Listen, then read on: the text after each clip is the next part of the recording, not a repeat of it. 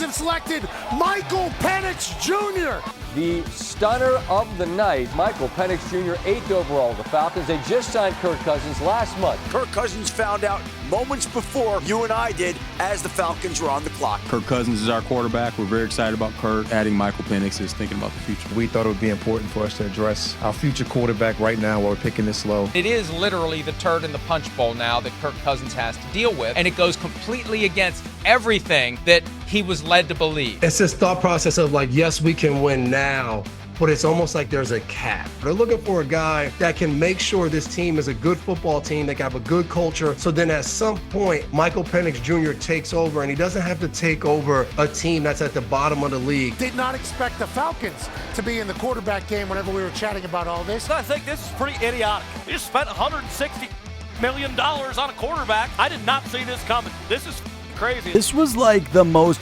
Falcons thing ever. Things are looking good, they're looking promising, and then the Falcons find a way to blow it. This was like the 28-3 Super Bowl loss all over again. You gave Kirk Cousins a 4-year, $180 million contract, $100 million fully guaranteed, and then less than a month later, you spend your first-round pick on a quarterback? Kirk Cousins was reportedly shocked and disappointed by the move.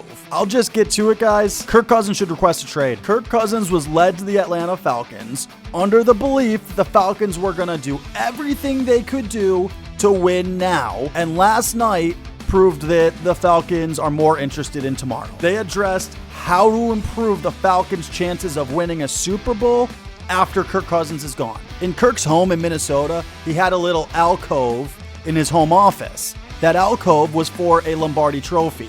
He never got to hoist that Lombardi trophy. He never got to fill that alcove. But Kirk Cousins wants to win a Super Bowl. And the Atlanta Falcons just said, we don't think you're the guy that's going to get us there. We think it's the next guy. Because here's the thing. If you think Kirk Cousins is your best chance to win a Super Bowl, you go all in right now.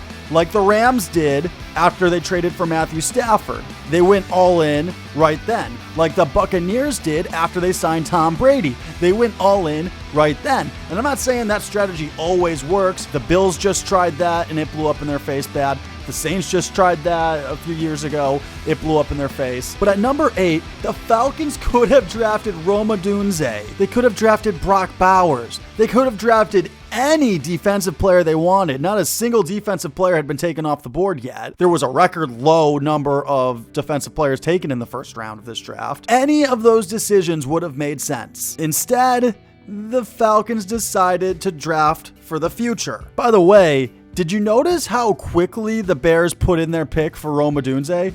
I don't think they were expecting him to be there at number 8. They weren't thinking that the Falcons were going to go quarterback. They were probably thinking the Falcons were going to take Odunze because, by the way, that would have made a ton of sense. You know how much harder it would be to beat you if you had Rome Odunze and you have Drake London? How much harder it's to defend against Rome Odunze, Drake London, Kyle Pitts as your 2 receivers out and your tight end? Like, that's a good offense.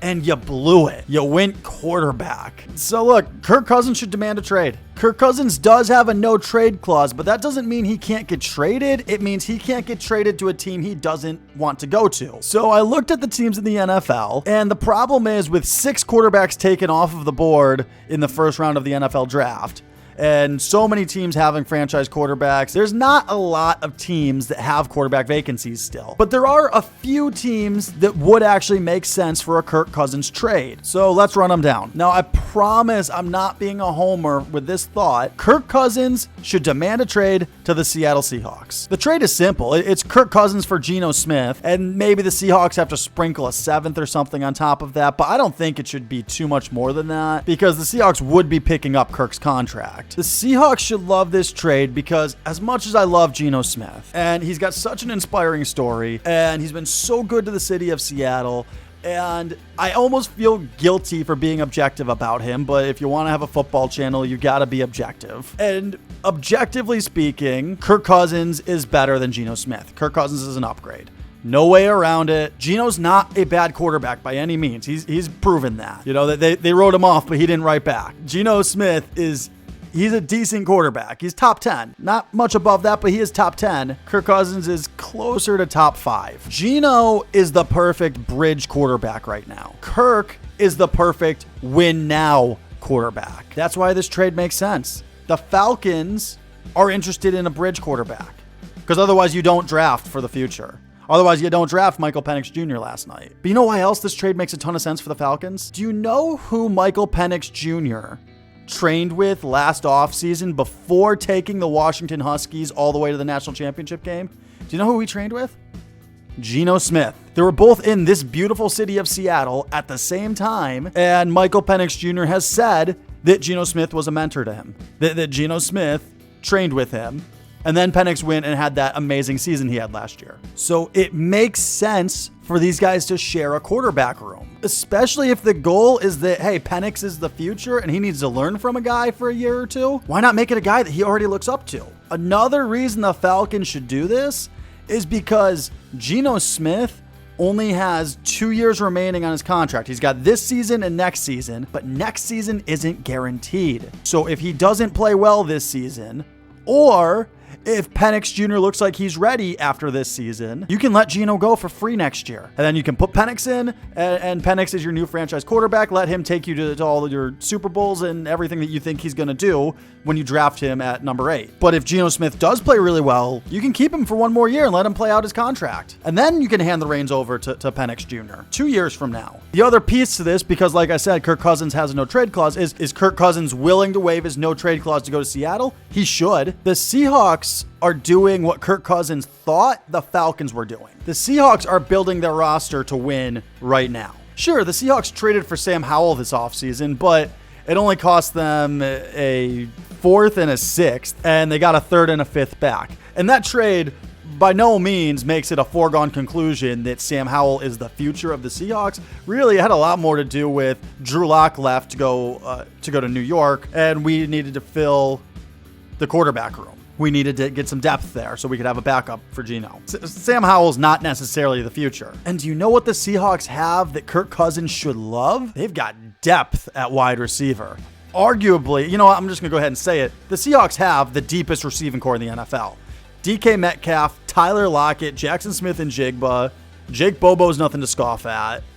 Noah Fant at tight end. Whether you're in Atlanta or Seattle, you're still getting a brand new regime. You're getting a brand new coach, a brand new culture. But in Seattle, Kirk, you don't got to look over your shoulder every time you make a mistake. You don't have the pressure of, hey, the next guy, he's right behind you. He's in the quarterback room with you. He's trying to figure out how to take your job and when to take your job. You don't got to worry about that in Seattle. Kirk, in Seattle, you're the guy. Plain and simple. There is nobody else. Having said that, the Pacific Northwest isn't for everybody. Everyone doesn't have what it takes to make it out here. But the next best fit would be the Cowboys. Clearly, the boys don't love Dak Prescott. I don't care what Jerry Jones said. I don't care that Jerry says, hey, we are working on things with Dak. Hey, we are trying to get a contract done. If you prioritize the quarterback position, if you prioritize Dak Prescott, if you felt like Dak Prescott's the guy that can get us to a Super Bowl, we believe in you, Dak, we wouldn't be at the NFL draft right now with Dak only having 1 year left on his contract. You would have worked out an extension by now. Actions speak louder than words, and your actions indicate that you are not interested in extending Dak Prescott. I'd say the same thing for the Falcons. Actions speak louder than words, and your actions indicate that you do not think that Kirk Cousins is the guy. Your actions say that you think Kirk Cousins is your bridge quarterback. Very expensive bridge quarterback, but your bridge quarterback. For the Cowboys, if you wanted Dak, like I said, you'd have figured the deal out by now because you'd want to figure out what money's going to be left so that you can work out a deal with CeeDee Lamb and Micah Parsons. You can start figuring out how to do that. So the trade I'm proposing is this. Kirk Cousins for Dak Prescott, no sweetener. Just a 1-for-1. For the Cowboys, you get Kirk Cousins, who already has a deal in place. So now you can turn your attention to Micah Parsons and to CeeDee Lamb. For the Falcons, you probably have to work out an extension with Dak before the trade goes through because Dak also has a no-trade clause. So I'm thinking it's something like you'll add a 1-year extension, and that 1-year extension will make him the highest paid quarterback in the league. So he'll get that $60 million mark, even if only for the 2025 season. And maybe to really make the trade even, maybe Dallas has to eat the signing bonus since Atlanta just ate the signing bonus for Kirk Cousins. Maybe that balances it out and everyone kind of can look at it like a win. And then for Kirk Cousins, look, you get to go to Dallas and you get to throw to CeeDee Lamb and you get to go to a team that is definitely ready to win right now. They want to win right now, I think. You get to go to a team that is desperate to win right now, actually, because this is Mike McCarthy's last chance. It's the last year of his contract. And then there's only one other team that really makes any level of sense for Kirk Cousins, and it's the Las Vegas Raiders. Now, in this situation, the Raiders don't have a quarterback that you can just go 1-for-1 with, I think that the trade probably involves Gardner Minshew so that the Falcons have the option to put Penix behind somebody for a year. Gardner Minshew is a good bridge quarterback. You can have him be the starter for a year and then put Penix Jr. in. I think it's a little more expensive for the Raiders because Gardner Minshew doesn't give you the value that Geno Smith gives you. He doesn't give you the value that Dak Prescott gives you. So I think it's a 2025 first and second round pick in Gardner Minshew. I think that's the trade to get Kirk Cousins. For Kirk, you should like this because Aiden O'Connell's not taking your job. You don't got to worry about the next guy being Aiden O'Connell. It's not going to be. You still get a new regime, new head coach, new everything. And then you also get to throw to Devontae Adams, so you've got a guy there at least. There could be some wisdom in going to Vegas. And then there was a few other teams I took a look at. The Dolphins, I thought maybe because maybe you go Tua for Kirk. I just don't know if there's any interest in bringing Tua over. I don't know if you think that's a guy that Penix could really learn from. And then I looked at the Giants as well because they've still got a huge question mark at quarterback, but nobody should be interested in Daniel Jones. I don't see how you figure it out with that massive contract he's got. I don't see how you could possibly trade him. So those are the only teams I saw as a potential fit for a Kirk Cousins trade. The Seahawks, the Cowboys, the Raiders, in that order. Do I think that a trade is likely? Hell no, of course not. I'm a realist. But crazy things have happened in the NFL before, and this could happen, especially when you consider the fact that, look, Kirk, the Falcons don't see you as the guy. You know what they see you as? To the Falcons, you're what Alex Smith was to the Chiefs. They see you as good enough, not the guy. But let me know what you think in the comments section. Do any of these trades make sense? Is there a team that I left out? Do you think my trade values are off? Thanks for watching Mike Adams Football. Please like and subscribe to help the channel grow. And be sure to turn on your notifications for more NFL draft analysis. And then post-draft, I think there's going to be some wild trades that we're definitely going to want to talk about. So turn on those notifications so you don't miss a thing. Catch you guys next time.